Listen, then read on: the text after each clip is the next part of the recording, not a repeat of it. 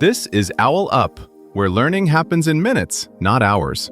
For a deeper journey, explore all our courses at owlup.co. Now, let's dive in.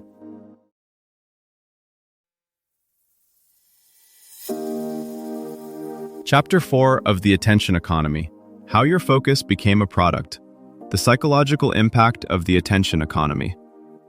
In this chapter, you'll learn: identify psychological effects of attention-seeking strategies.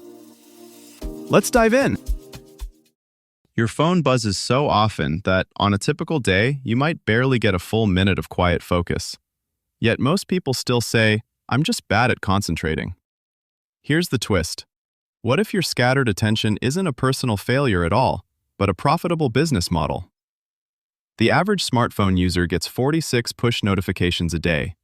That's not just a lot of pings, it's 46 tiny negotiations over what your brain should care about next. In earlier episodes, we followed the money.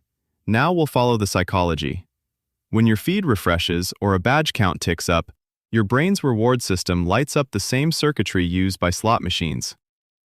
Over time, this constant microdosing of novelty doesn't just steal minutes, it reshapes what your mind treats as normal.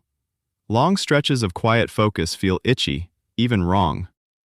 Researchers are now tracking how this constant stimulation links to more task switching, more stress, and for some people, real clinical anxiety and depression. In this episode, we'll map what the attention economy is doing under your skull, and why it's getting harder to feel at ease doing just one thing at a time.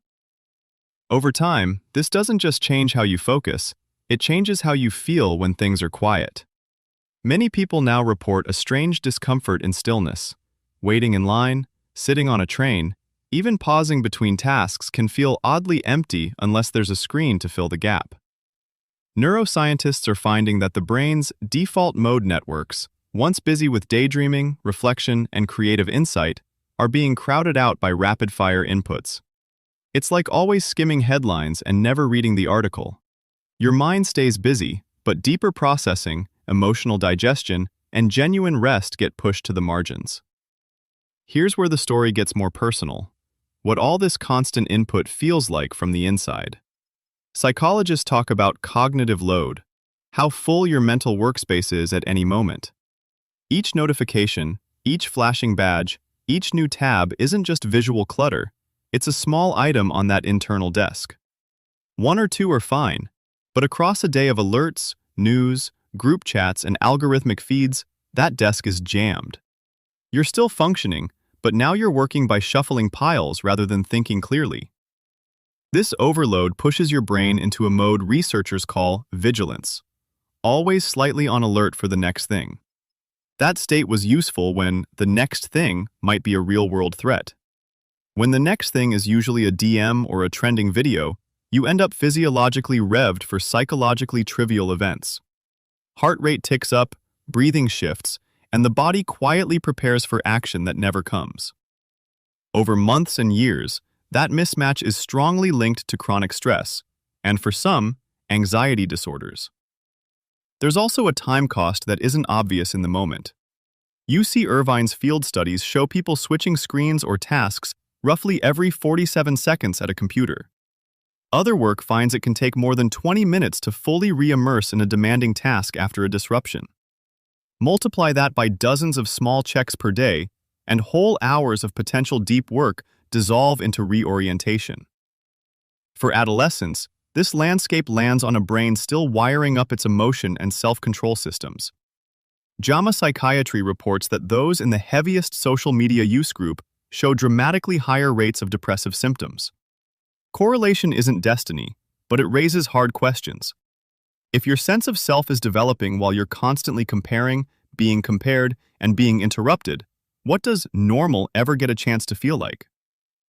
The emotional signal often shows up first as restlessness, the urge to check, scroll, refresh, sometimes without any clear intention.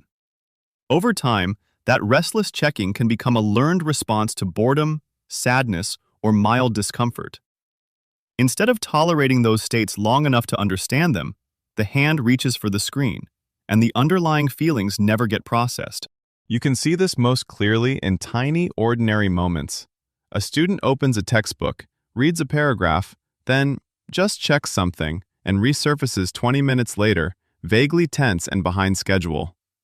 A parent sits down to play with their child, feels an itch of unfinished messages, and half attends to both, fully present to neither. These aren't moral failures. They're predictable outcomes when your environment constantly offers faster, easier hits of engagement than the slow rewards of focus or intimacy. Socially, this shifts norms. In group chats, a delay of a few hours can feel like neglect. At work, replying instantly becomes a sign of dedication, even when it wrecks deep projects.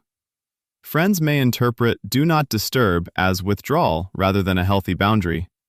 Over time, people start to confuse being reachable with being reliable, and being constantly stimulated with being genuinely fulfilled. The psychological cost isn't only inner turmoil, it's the quiet erosion of how we relate, work, and relax together. We're edging toward a world where normal may mean never feeling fully alone with your own thoughts. As feeds seep into commutes, workouts, even brushing your teeth, any quiet moment becomes unused space to be filled. Like a city that never turns off its lights, we lose sight of the stars, subtle moods, half-formed ideas, early signals of burnout.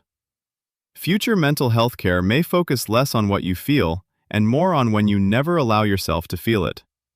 So the real question isn't, how do I escape screens, but what do I want my limited focus to grow? Attention is like sunlight on a windowsill. Whatever you place there, you're slowly cultivating.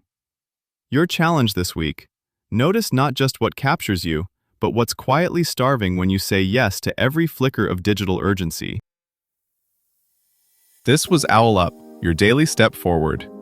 This series continues with more chapters on OwlUp.co. Visit OwlUp.co to access the complete course and continue your learning journey. See you there!